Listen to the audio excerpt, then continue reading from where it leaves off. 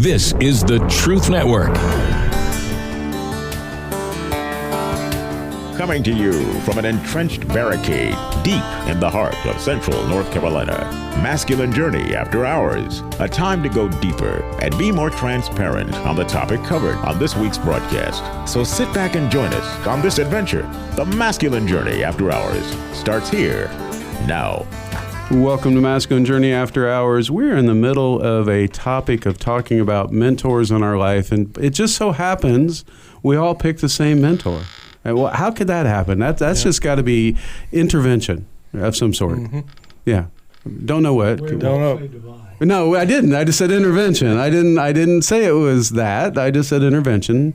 But we just all had great minds think alike, right? Well, our minds do. We had an adjective in there we didn't really need.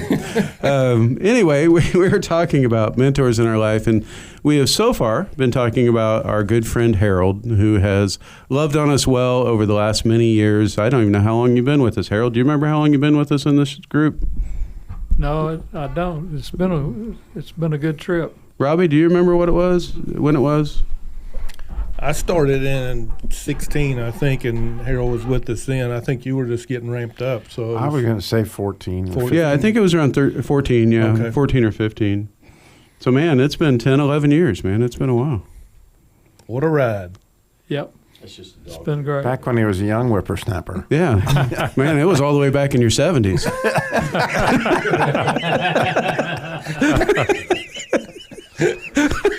I think I remember being 7. Perspective, right? Yeah, perspective. But anyway, we have been talking about our friend Harold and playing clips that remind us of our relationship with him and how he's mentored us over the years. And so, Andy, you have the first clip of this show if you'd like to tell us something. So my mentor is actually Robbie. No, just kidding. Yeah. Just kidding. No, yeah, before I get into my clip, I just wanted to just make some points. I mean, Harold, I just connected with him when I first came. And, we had similar careers. I've been in IT, and he was in programming, very similar. And we had similar anger problems that we've worked through over time, and this ministry has been a big help in that. And I remember, there's so many quotes, but one of the ones that we were talking one day, and we were just talking about perspectives of people. And his point was, if the unbeliever doesn't see God in everything, but the believer who's really connected and seeking God sees God in everything. Amen. And I thought that was a powerful statement and resonated with me. But my clip is from, this is kind of, I know it's one of his favorite movies. It comes from Secondhand Lines. But it's not the clip that we use most of the time. We used that last week, Jim, and you weren't here, but we talked about it a little bit. It's the bar scene. If you've seen Secondhand Lines, if not, you should see it. It's really cool, and it really gets into identity and purpose and that kind of thing. But this clip is kind of after that. Hub, after this fight, goes and talks to these kids that he got in a fight with and kind of counsels them and gives them the speech that he gives to young men. And Walter, his nephew, great nephew, he's come to live with them, and his mom's not done him right, and his dad's not around, and he's wanting to be fathered, and he's wanting to be mentored, and he's wanting to be loved. And the first thing you'll hear is kind of Garth, Hub's brother, telling him when he's given the talk to these young guys kind of what's going on. And then he kind of says, you'll probably get that speech too. And then you'll hear that speech, and it'll give a perspective of Hub's life and what he's learned and what's important to him. Particularly truth, I think, is what he's talking about here. What's he saying to him? He's giving him his what every boy needs to know about being a man speech. A lot of men have heard that speech over the years.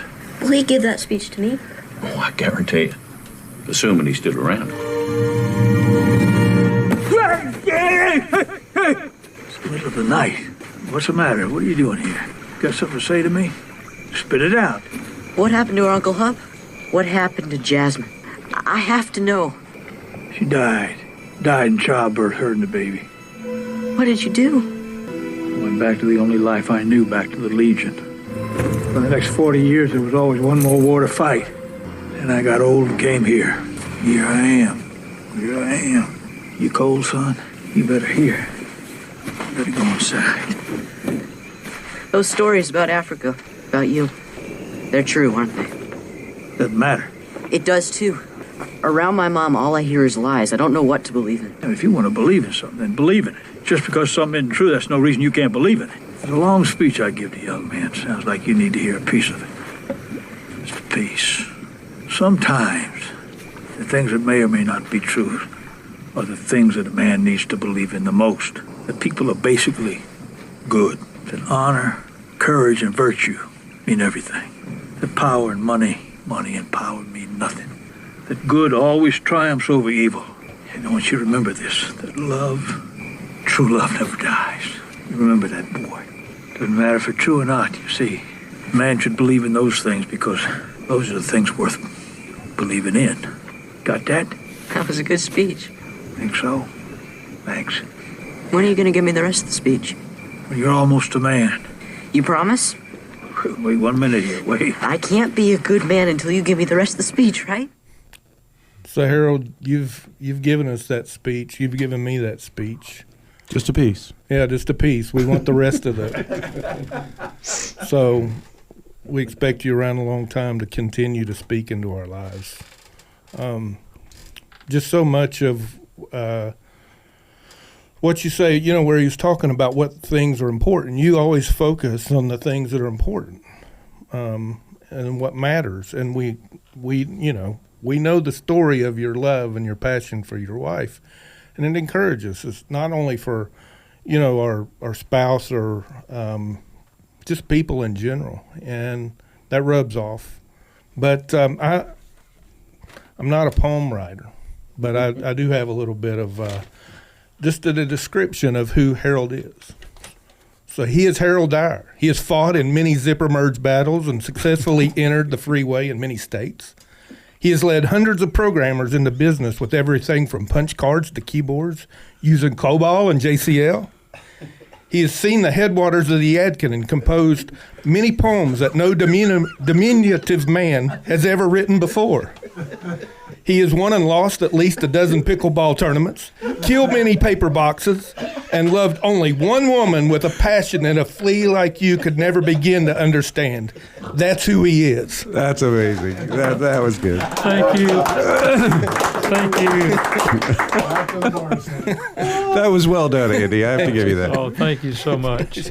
The headwaters of the Yadkin. That's hilarious. So, for the listener, that was a custom version of Hub McCann's stating who he was to those young punks he beat up. Oh, that was good. That was good, I gotta say. Yeah, that was a good surprise, Andy. Especially for those of us who've seen the bar scene as many times. Yeah, we see that every boot camp. Yeah. You had it down. Yeah, you had the cadence down. That was good, man. We hear it about every third show now. Yeah, we do. Yeah, Jim will forget and he'll play it again at the next show. We haven't played this in a minute. It was literally like a minute ago when we played it. Well, thank you. The next person, Danny, you have a microphone in front of you. You want to tell us a little bit about your clip? Or Yeah, the clips come from the show NCIS and another genre but it is a detective show, Navy detective show, and the interchange is between Jethro Gibbs, who's been the team leader of this group of detectives for many years, and one of his understudies, Tim McGee. And they are in Alaska. They're on one of their adventures. I mean, these guys have been through some stuff together and that kind of thing, but Gibbs has been suspended, and he's not going back. But their interchange is beautiful, and there's a couple of different points I want to pull out and that kind of thing. But that, Gibbs is poured into Tim, and Tim is poured back into him. And so it was just I saw it over the weekend. This is one of the shows I've been binge watching because there's like 158 seasons, I think. But wow. So Harold was a young man when he came out. Yeah. Harold remembers when episode 1 came out. Yeah. But anyway, you can play a clip and we can talk about it. Okay, here we go. Gibbs, you okay? Yeah, never been better. I know what you mean. This place is pretty special. Can't wait to come back one day. Well, I hope you do. Well, it's ready. Just waiting on us. I'm not going back, Tim. To work? Well, that too. I'm not going back home. You staying here? For how long? Not sure. Plus, you realize we're in the middle of nowhere, right? We are 50 miles from anyone or anything. Not a bad thing. Boss, this is crazy. What are you thinking? I'm thinking I don't have another boat left to build. Well, then we'll find you another hobby. I'm not looking for a hobby. What are you looking for? My gut's telling me I'll know when I find it, Tim. And you think you'll find it here? I don't know. Whatever I'm feeling, this sense of peace, I have not had this since Shannon and Kelly died. And I'm not ready to let it go. So that's it. I could not have hoped for anyone better to watch my back for the past 18 years than you, Tim. I love you, man. I love you too.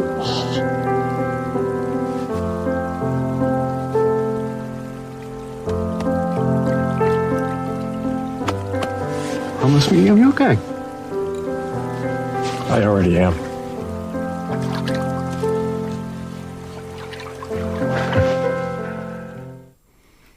So what you can't see is you hear the water run. They're out there fly fishing, Robbie. They're out there in the middle of a river in Alaska out there fly fishing. But what Gibbs says is, he says, this peace that I've found, I hadn't had since his wife and his daughter got murdered a long time ago. And, he did some things. I mean, he took care of it. So you'd have to watch all the show. But what he said is, this peace, this feeling of peace I've got, I'm going to live in it as long as I can. And, when I get around Harold is such a peaceful guy. I know we've talked about his zipper merging and we pick at him about kickboxing. He told about that and all those things. But the air around him is so peaceful. And he always has that calming effect on whatever's going on for the most part. And, he talks about Jan, and that kind of thing. But the whole idea is that, wow. Don't know where that come from, but it's a piece that and he's always giving words that just kind of hit the spot. Mm-hmm. So Harold, we love you. Ditto. Back at you 100. Well, I'm going to finally jump in here. It took about 2 hours for me to say something, but it's hard to keep up with you guys. You guys move about 500 miles an hour, so I'm just trying to keep up. Maybe I needed to learn how to do a zipper merge and jump on in there. So I was talking to a guy last night, and he's 37 years old, and he was talking about how he didn't really get what he was looking for from his father. And his father's a big construction guy, and, he's moving at the speed of light. And he's always about the next job and the money and all that. And, his son was like, okay, Dad, I got that. I get it. Can I go with you? Can I be a part of your life? Can I know about you? And, he never got his talk from his dad, like, we were talking about in the clip. He never got that speech to say, yes, I finally see you as a man. I can bring you into my world and whatnot. So I told him, and hopefully this was words of wisdom, from the Bible. Even though you might not get validation from your dad, hopefully you can surround yourself with other father figures that the Holy Father has given you. Because we men are not perfect. But we have to follow the perfect one. So I think, just to kind of come back to Harold, I think Harold has been kind of like a father figure to the guys in this group. And to anybody listening, if you don't have a Harold in your life, you got to get one. And don't look to the Greek club or your Alpha Phi Alphas or whatever. Don't look towards the sports teams.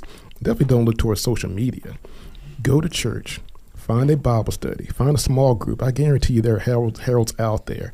I found a few heralds in my groups at Lawndale Church, Pinedale Church, Center Grove. Yes, shout out to those guys. Definitely at Wednesday in the Word.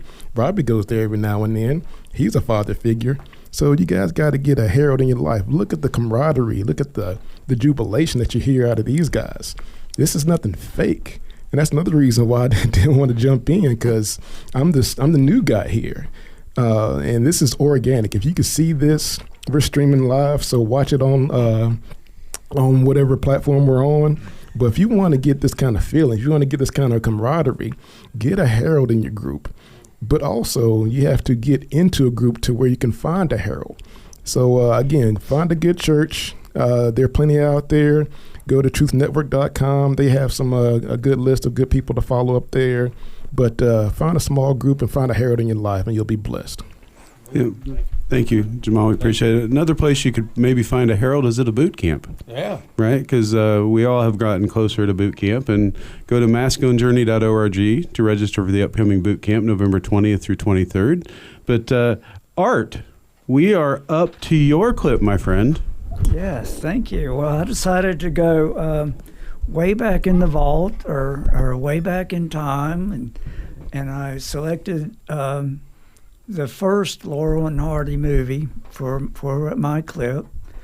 And I can just imagine a young Harold and his crew going to the theater there in Huntsville, Alabama, and watching silent movies. So this one is for you. It's not silent, right? It's a silent movie. That doesn't work on the radio real well. Kind of. Oh, no. I had to clip it, and I was like, wait a second. It won't work?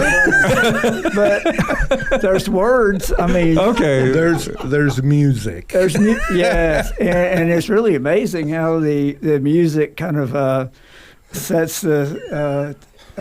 you can almost see the picture from by listening to the music. I'm hoping. Listen really close.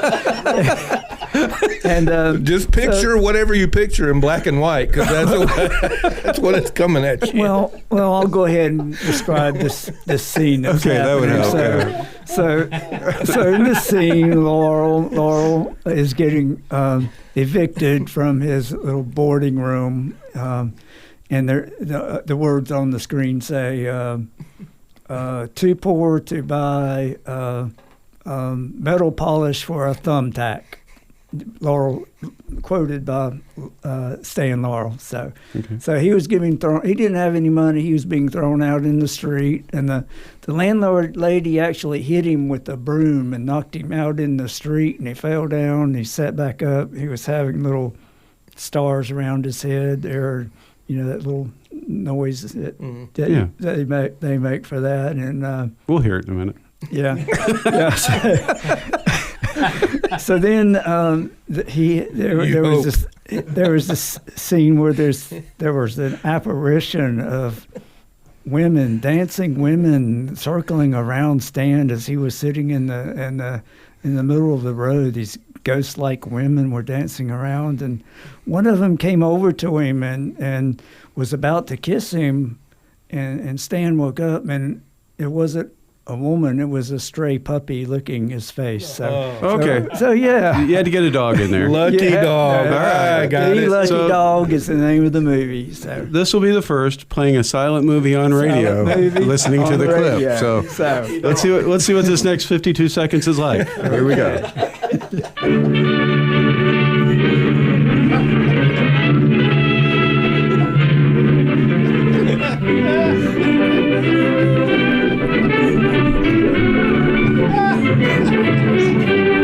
Are they dancing now? No.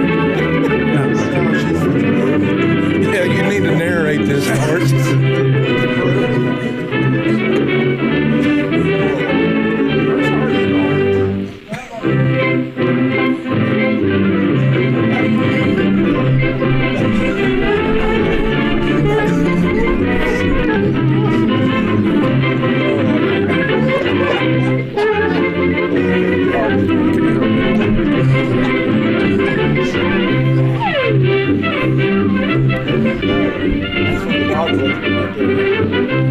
Wow, it felt like I was there. Do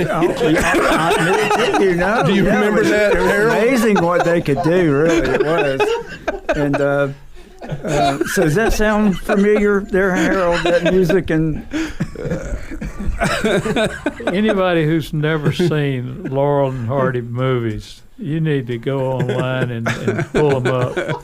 I mean, it is amazing how funny those two guys are.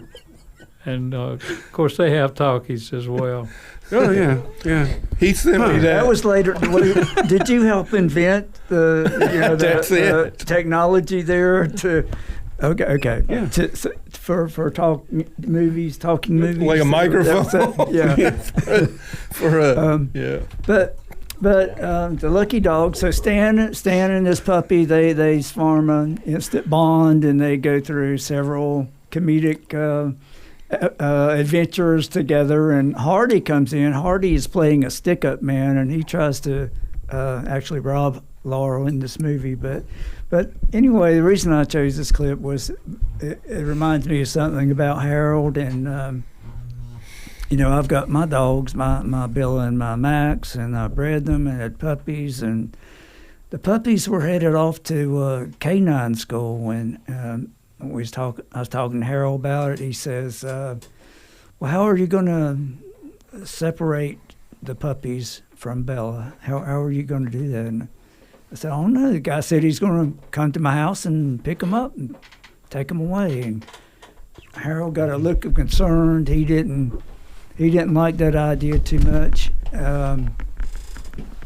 He said, maybe that's not a good way to do that. And so I don't know. I looked on the internet, and all I could find about separating a mother dog from her puppies was the idea that you kind of take one away at a time. Maybe remove one, she still got the others, remove another one, and she's like, okay, this is what happens. They go away one by one, and it doesn't bother them too much maybe. But Harold had the idea. He said, instead of the man coming and get them, why don't you take them up there and take Bella, and she can see where they are, and she can say goodbye to them there, and she'll know that they're okay.